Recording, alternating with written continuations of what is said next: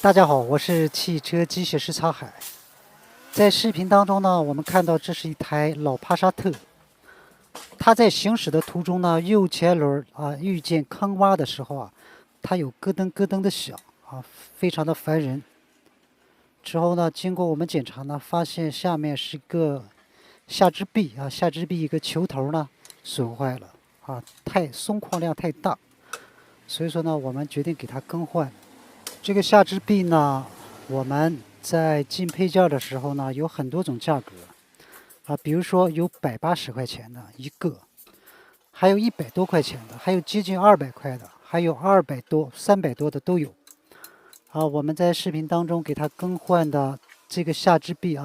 也是个铝制的，因为它原车就是个铝制的。更换这个下支臂球头呢，加上下支臂我们给它买了一个是200多块钱的。质量呢还是比较可以的。当然了，我们在购买配件的时候，价格呢已经跟车主说了，让他自己选择。他征求了我们的意见我们告诉他，也就是买个接近200块的呢，这个质量是可以的，用了几年呢，应该是不会出现任何问题。如果是太便宜的，这个质量呢确实是无法得到保障。有很多配件呢非常的便宜，但是呢，人家卖配件的供应商呢，他会告诉你这个配件呢，我给你保1年，或者是保个半年。但是对于我们来说，我们知道这个价格基本是决定着这个配件质量，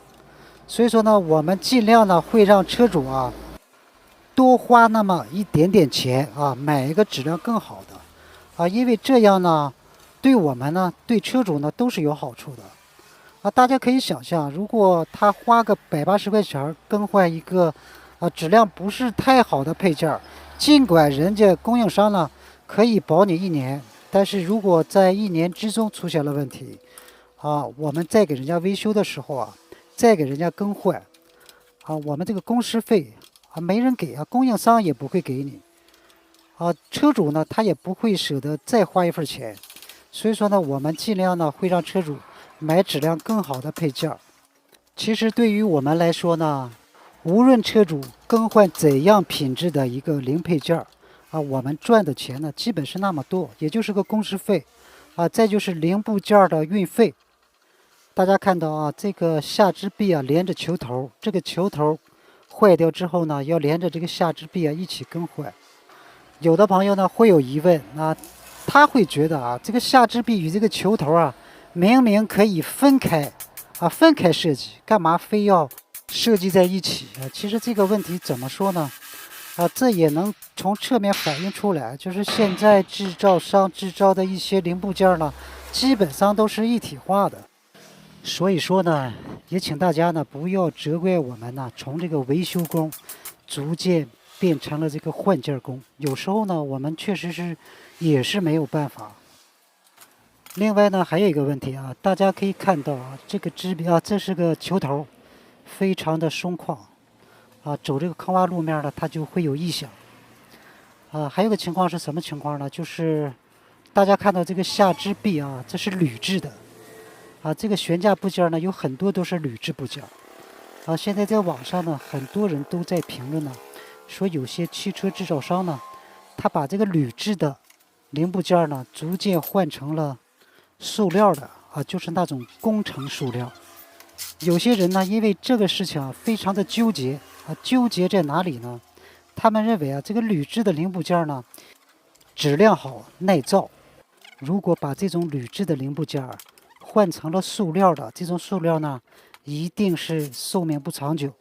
没有铝制的零部件呢，寿命长久。在大家的眼里呢，这就属于厂家的减配在偷偷摸摸的减配坑害消费者。其实呢，我是不这么想。我认为呢，至于厂家呢用什么材料制作零配件，自有它的道理我认为一个汽车制造商呢，这么大个汽车制造商，他不会为了这点蝇头小利而损坏自己的名誉。大家看到视频当中这个新的下支臂这个球头非常的丝滑，丝毫没有松旷的感觉我们回来再说说这个工程塑料如果哪个汽车制造商呢他敢用这种工程塑料给你制造下支臂啊，这种容易对行车安全呢产生威胁的一些部件呢，它肯定有它的道理啊。厂家呢绝对不会不顾及驾乘人员的行车安全啊，与这个厂家的自身的名誉啊。说的直接点呢，他敢用工程塑料给你制造这些重要的部件，就说明啊，这些工程塑料啊，这个寿命、质量绝对不会比这个铝制材料呢更差啊，也许呢比这个铝制材料寿命更长、更耐用。总之呢，我是认为啊，不管厂家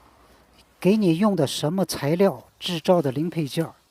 只要是耐用、可靠就可以啊，千万不要纠结他给你用的是什么材料，只要耐用、长久啊，寿命长久就可以。就类似于视频当中这台帕萨特啊，如果这个汽车制造商他用泥巴给你做的下支臂，如果寿命可以寿命长久、耐用啊，对我们来说也没有任何损失。我们在乎的应该是质量长不长久、耐不耐用，并不是看它呢用什么样的材料给我们制作的零配件。换句话说，就算是我们的零部件，汽车制造商用黄金、白金给我们打造的零部件，但是呢，3天2头的让我们汽车在马路上抛锚啊，我们也不会愿意的。毕竟呢，我们的汽车不是收藏品啊，是用来代步的工具。视频当中呢，这是一台德系的老帕萨特啊，应该是07年的帕萨特啊。这种帕萨特呢，这个德系车啊，有些小问题啊。我最担心的这个德系车啊，就是发动机漏油，或者是漏水，还有一些你说它是塑料还不是塑料，你说它是橡胶吧，它还不是橡胶的一些水管的接头来部件啊。这些部件呢，有时候太老的车呢，一捏就碎。啊，这种车呢，有时候真的不敢修，就怕漏油漏水啊。除了漏油漏水啊，烧点机油之外呢，其他还真没有啥的问题。说实话啊，这个德系车呢也很耐造啊，但是相比日系车呢，还是差了一筹。它确实没有日系车省心，但是德系车在外观造型、威武霸气方面呢，还是超出日系车太多太多。